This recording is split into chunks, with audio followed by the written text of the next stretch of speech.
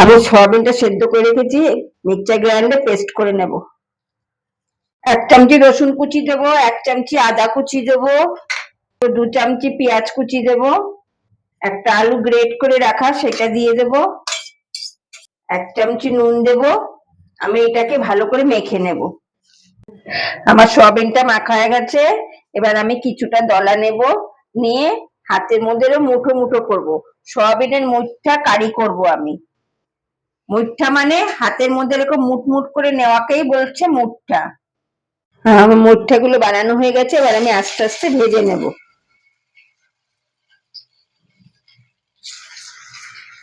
দুটো তেজপাতা দেব, দুটো এলাচ দেব, 6-7টা লবঙ্গ দেব, একটা পেঁয়াজ কুচি দিয়ে দেব।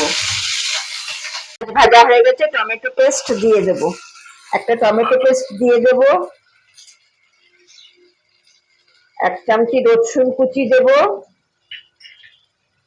1 চামচি আদা কুচি দেব, পাকা লঙ্কা বাটা 2 চামচি দেব,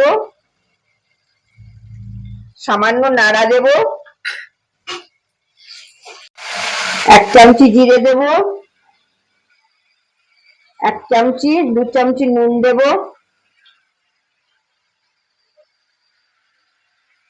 1 চামচি চিনি দেব, 1 চামচি হলুদ দেব।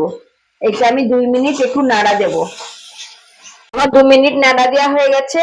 2 চামচি দই ফেটিয়ে রেখেছি সেটা দিয়ে দেব, সামান্য নাড়া দেব, 1 বাটি কড়াইশুঁটি দিয়ে দেব। হ্যাঁ বন্ধু, এরকম একটু কষিয়ে নেবেন। আমার কষানো হয়ে গেছে, এবার আমি 1 বাটি জল দিয়ে দেব, আর উপর থেকে একটা কাঁচা লঙ্কা চিড়ে দিয়ে দেব। এসছে, আমি উপর থেকে মুঠাগুলো দিয়ে দেব।